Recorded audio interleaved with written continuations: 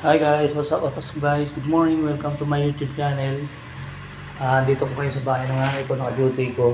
Magluluto tayo ng walang kamatayang adobong manok pabulutin ni mama ko. Ito po, ayan o. Ayan po. Tinanggalan ko na po ng balat yan guys. Ayan o. Wala po mga balat yan. Natatanggalan ko. Ito, sundan natin ang kalan. Ayan. Nagdala ako ng maliit na kawali. Kawali ko sa bahay ito eh. Dinala ko rito kasi nalaki ng kawali nila eh. Magluluto lang ako ng konti. Laki ito kawali, laki-laki. Kaya nagdala ako ng maliit na kawali ito. Yung kawaling kasi dalawa ganito ko sa bahay eh. Dinala ko itong isa para maliit lang. Mga pang isa dalawang kain lang. Ang laki-laki ng kawali. Kawali kala mo magtitinda ka ng ulam eh. Yun, ayos. Canola oil. Pwede ka maglagay ng mantika, igigisa. Kasi hanggat maaari po ayoko igigisa pagka manok kasi siyempre yung sa bagay wala namang balat to kaya pwedeng igisa. Kasi hanggat maaari ayoko na maglalagay ng mantika pag may balat kasi siyempre magmamantika pa yun eh. Ito wala namang balat to kaya pwede maglagay ng mantika tapos canola pa kaya okay lang. Ayan guys, kita nyo. Gisa-gisa. Ayan. Mahilig sa adobo si mama. Ay! Ayun toyo. Kaya ka naka-ready. Ito yung toyo. Ito. Ayos, may toyo. Ito. Ito kanina din. Ay! Ano to, Ar? Pwede makiram ng luto lang kami ng sinigang. Sige, oo. Sige, teka. Ano yung kasirola? Oo. Sandali pagkano? May laman kasi yung ito, ibibigay ko sa isasali ko lang yung manok. Pagkagisa ko, ibibigay ko. Baka sa yan eh. Hindi, Walang mas malaki. sa kasirola, yan lang ang alam ko. Ayan naman may lamang, ayan pala yan, gawin ko, wala nang gagawin, yan lang. Kaya lang, Mas malaki yan. teka, wala ka atang takip niyan eh. Ito, dali mo itong, may takip dito sa loob eh. Kasi magluto. Wala kasing sariling takip yan eh. Ito na. Kukunin na lang kami dun sa Magluto. Ito, yung takip. Para may, teka, saan ba yan? O, dito na lang kami magluto mamaya. Ikaw, bahala ka kung, sige. Dito lang mamaya.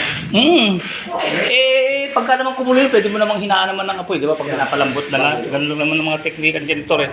Ito para may takip mamaya. Wala kang takip yan eh, nagdala ko ng takip eh. Sige, mamaya ng turya, i-ready ko. Maraming kasirola dito, kaya lang walang mga, ayan ata, pinama. Kung lapat siya, kung hindi lapat. Ay, hindi. Ay, hindi lapat. Baka ito. Ito naman, sobrang laki lang. Hindi nga magkakamatch ang gamit dito, kaya.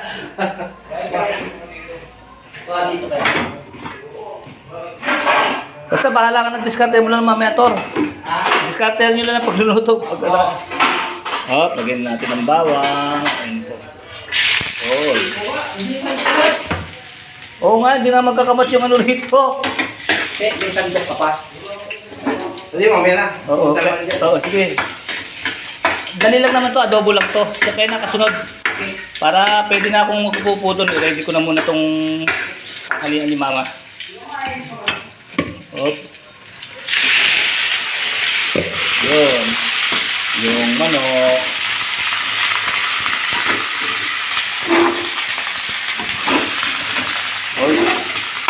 Hinaan ng konti nga po para hindi masyadong mabigla.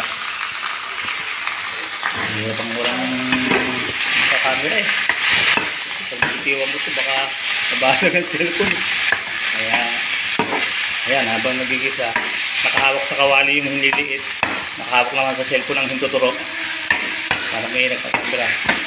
Hindi na ako apoy kasi umuusok ng kawali eh. Ayan, nakasali natin ulit. Lakas-lakas yung naman. Tapos pagka medyo nagda-dry na, kailangan mapadry nyo ng konti, medyo maluto ang manok para mawala ang lansa. Yun ang kailangan mawala, yung parang yung raw niya, yung pagka-raw. Yun ang lansa, yung raw niya, yung hilaw. Kailangan paano siya magkulay luto. Pagka-kulay luto, saka nyo sabawan ng toyo, tubig, yung pang ko sa adobo, alam nyo na yun.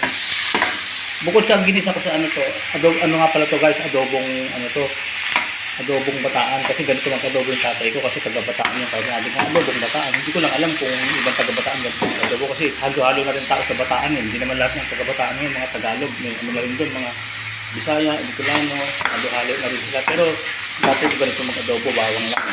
Ginisa ko muna. Tapos lalagyan ko pa rin mamaya ng ano yan, pag malapit ng hanguin yung bawang na pinitpit lang para mag-amoy bawang.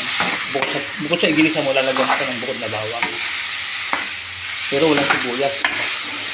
Kaya naging adobong bataan to kasi sabi ko, adobong bataan na lang gawin natin ma kasi walang sibuyas eh. Pero kung may sibuyas, lalagyan ko po yan. So, walang sibuyas, kaya ako pwede na yan. Makapagluto lang, di ba? O yan, pagka yung medyo hindi na siya kulay hilaw, pwede nyo ng tantangan yan. Lagyan nyo na ng ano, yung toyo, konting tubo, yung saktong lagambot siya na hindi masyadong matubig. Bechin, pamintang durog. Ayan, ganyan. Ganyan lang pag-adobo. Yung iba kasi inato pa yan, binababad mo na sa sukat toyo. Ako hindi na, diretso bisa na. Tapos sa kanila palalambutin siya, ilalagay mong suka, toyo, konting tubig. Depende po sa ano, diskartehan nyo kung paano siyang matutuyo ba. Huwag naman sobra-sobra sa tubig kasi pangit din yung masyadong masabaw eh. Huwag din sobra sa toyo. Basta huwag lahat sobra, kailangan saktuhan lang. Matatantayan nyo na po yun mga guys, pinakita ko sa inyo yung pagigisa yan. O sige mga guys, hanggang dito lang po gaya ng dati. Keep safe, keep healthy, always trust God. Maraming salamat po sa Diyos. This is Kuya Raymond, signing out for now. Bye-bye.